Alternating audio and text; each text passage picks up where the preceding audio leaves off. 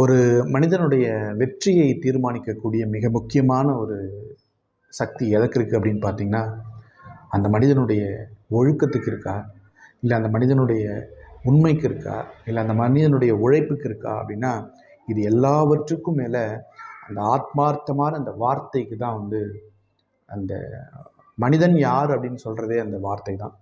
அந்த வார்த்தை நம்முடைய வாழ்க்கையை மிகப்பெரிய இடத்திற்கும் இட்டு செல்லும். அதே போல் ஒரு தவறான வார்த்தை நம்மை படு பாதாளத்திலும் தள்ளிவிடும். வார்த்தை என்பது கொட்டி கிடக்கிற செங்கல். நல்ல வார்த்தை என்பது கொட்டி கிடக்கிற செங்கல். எடுத்து அடுக்கினால் மிகப்பெரிய கோபுரமாக இருக்கும். எப்படி வேண்டுமானாலும் அதை நாம் சிறப்பாக கையாள முடியும். ஆனால் தவறான வார்த்தை என்பது பாழடைந்து போன கோவிலுக்கு சமம், அல்லது பராமரிப்பின்றி கிடக்கின்ற குட்டிச்சுவருக்கு சமம். அதுபோல நம்முடைய வாழ்க்கையை மாற்றிவிடும். அதுதான் ஒரு சொல் கொல்லும் ஒரு சொல் வெல்லும் அப்படின்னு சொல்லிட்டு நம்முடைய தமிழில் இருக்குது. நிறைய உதாரணங்களை நம்ம சொல்ல முடியும். ஒரு மனிதரை பார்த்து நல்ல உண்மையாகவோ பொய்யாகவோ ஏதோ ஒரு வகையில் ஆத்மார்த்தமாக ஒரு 4 வார்த்தை அது வாயிலிருந்து வந்ததாக கூட இருக்கலாம். ஒரு நம்பிக்கை கொடுக்குற மாதிரி பேசுனீங்கன்னா அதை கேட்குறவங்களுக்கு அவ்வளோ ஒரு சந்தோஷம் வரும்.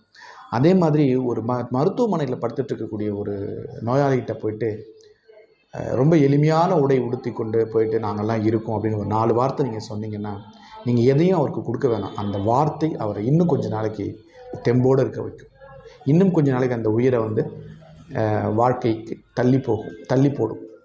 இப்படி தான் ஒரு சிறந்த முறையில் நம்ம வாழ்க்கையை பார்த்துக்கிட்டே இருக்கலாம். எனக்கு தெரிஞ்ச ஒரு சமீபத்தில் நான் ரொம்ப கஷ்டப்பட்ட ஒரு விஷயம்.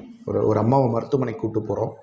அந்த மருத்துவமனையில் அது மருத்துவத்துறை ரீதியாக அது சரியாக தவறாக நான் அதை பற்றி பேச விரும்பல. இருந்தாலும் அவர்களுக்கு செய்ய போகிற அந்த அறுவை சிகிச்சையை பற்றி விளக்கத்தை அந்த அம்மாக்கிட்டே இருந்து சொல்லும் போது, அந்த அம்மா கிராமப்புறங்கள்லேருந்து போனவங்க, அது பெரிய புரிஞ்சுக்கிற சக்தி இல்லை. அதை கேட்டதுக்கப்புறம் அவருடைய மனநிலையில் ஒரு மாற்றம் வந்துவிட்டது. இப்போது வேறு ஒரு வியாதிக்கு ட்ரீட்மெண்ட் பண்ண போயிட்டு அவங்களுக்கு அந்த மனநிலைக்கு ட்ரீட்மெண்ட் பண்ணுற அளவுக்கு போயிடுச்சு.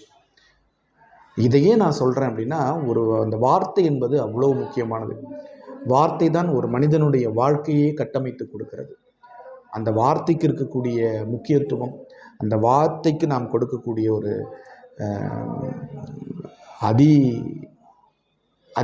அதீத இடம், இது எல்லாமே ஒரு மனிதனுடைய வாழ்க்கையை எப்படி வேணாலும் மாற்றி போடுகிற ஒரு வல்லமை உள்ளது. நம்முடைய வார்த்தை தான், நம் வாயிலிருந்து வருகிற அந்த வார்த்தை நம் வாழ்க்கையை எப்படி வேண்டுமானாலும் மாற்றும். ஆகவே அந்த வார்த்தையே நமக்கு கடவுள். அந்த வார்த்தை தான் கடவுள். வார்த்தையை சரியாக பயன்படுத்துபவர்கள்